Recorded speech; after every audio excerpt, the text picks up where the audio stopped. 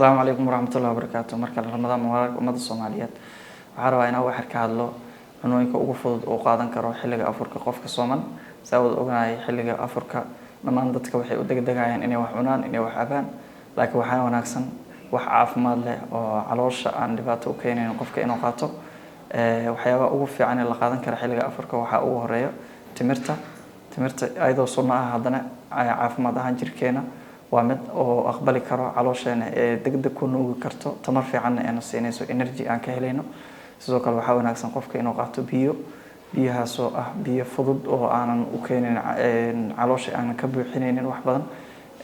acidna aanan lahayn biyahaas oo sida ugu fiican waxa fiican qofka inuu qaato biyaha caafiga ama biyaha caadiga ah sidoo kale waxa fiican qofka inuu qaato maraq aan saliid badan ku jirin saliidna aan lahayn oo saliid laga ilaaliyo cusub badanna aan ku jirin inuu qofka qaato kaas oo u fududeynaysa jirkiisa inuu nuugo protein fiican oo ka helo sidoo kale waxa wanaagsan qofka inuu qaato cuntooyinka qudaarta ah waxa fiican qofka habeenkii marka la gaaro oo raashin uu cunayo inuu wax badan qaadanin hal mar oo raashinka waqti u dhaxaysiyo raashin fudud ku bilaabo markuu cibaadada soo guto ka bacdi haddana raashin fudud qaato haddana xilliga suxuurka uu qaato raashin fudud oo aanan lahayn wax saliid fara badan aan ku jirin qofka inuu qaato ayaa wanaagsan especially waxa fiican dadka inay qaataan raashinka